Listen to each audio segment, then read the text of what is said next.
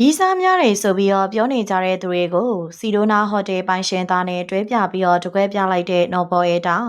မြန်မာနိုင်ငံရဲ့ထိပ်တန်းသတိသားချစ်သူသေးဆက်ဆက်လေးကိုချပြလာတာကတရုတ်ဆောင်မင်းသမီးလေးနော်ဘော်ရဲတာပါအနုပညာလောကမှာနော်ဘော်ရဲတာဆိုလိုက်တာနဲ့လူတွေရဲ့ပါဇက်ပြားမှာရေပန်းစားလေးရှိတဲ့စကားတကွာတော့သူကရီးစားများတွေဆိုတာပါပဲဟုတ်ပါပြီအတိတ်ကိုပြန်ကြည့်မယ်ဆိုရင်သူမဟာအနုပညာလောကတွေကနာမည်ကြီးတွေဖြစ်တဲ့ H ပေါင်းအောင်ရဲထိုက်လွမ်းပိုင်စားတဲ့ထိပ်တန်းဆိုတော်တွေမင်းသားတွေနဲ့တွဲခဲ့ဘူးတာအမှန်ပါပဲ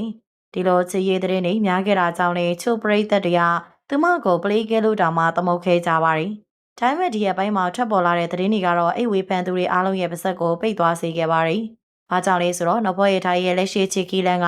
တာမန်မုတ်ဘဲနဲ့နိုင်ငံကျော်ထိပ်တန်းတထေသားချစ်သူတဲ့လေးကိုပါနဘောရထားကချပြလာတာပါ။ပရိသတ်တွေမှတ်မိကြအောင်ပါပါ။သူမမကြတင်အားမှာမြန်မာနိုင်ငံရဲ့ထိပ်တန်းစီးပွားရေးလုပ်ငန်းရှင်ရုပ်ရှင်ထုတ်လုပ်ရေးပိုင်ရှင်တထေကြီးကိုထက်ခိုင်ဝင်းနဲ့တွဲခဲ့ပါသေးတယ်။ဒူဘိုင်းတို့တရုတ်ပြည်တို့အတူတူရှောက်တဲ့ shopping ထွက်ပြီးhigh class lifestyle ကိုပိုင်ဆိုင်ခဲ့တာပါ။အဲတော့လူတွေကနော်ဘောရထားက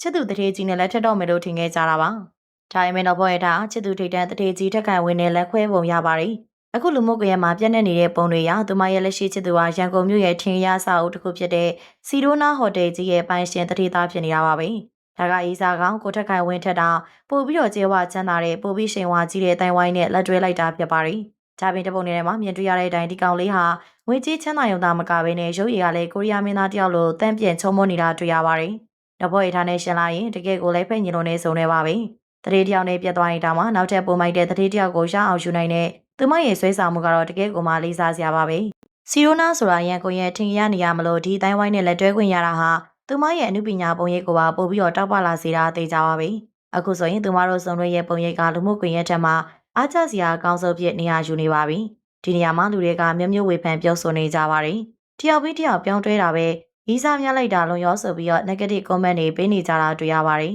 ။ဂျိုင်မိန်နော်ဖောအထားဒီဝေဖန်မှုတွေကိုကျူးဆိုင်တဲ့ပုံပေါက်ရဲ့လား။လုံးဝပါပဲသူမကဘသူတွေဘာပြောပြောဂယုမဆိုင်ပဲသူမရဲ့ပျော်ရွှင်မှုသူမရဲ့ချစ်စစ်ကိုသာရှာဖွေနေပုံရှာပါတယ်။မိန်းကလေးတယောက်အနေနဲ့ကိုနဲ့မကိုက်ညီတဲ့ relation တစ်ခုမှာတိခံပြီးဆက်နေမယ်စားပြက်တင်တာပြက်ပြီးကိုနဲ့ထိုက်တန်တဲ့သူကိုတကယ်ချစ်ပြီးတန်မိုးထားနိုင်တဲ့သူကိုရှာဖွေတာဟာအပြစ်တစ်ခုမဟုတ်ပါဘူး။အခုဆိုရင်သူမကရီးစားများတယ်လို့ပြောနေကြတဲ့သူတွေကိုဂရုမစိုက်ပဲမြန်မာနိုင်ငံရဲ့ချမ်းသာဆုံးစည်းဝင်တတိသားနဲ့လက်တွဲပြလိုက်ခြင်းအပြင်သူမရဲ့တန်ဖိုးကိုသက်သေပြလိုက်တာပါပဲ။လူတွေကသူမရဲ့တိတ်က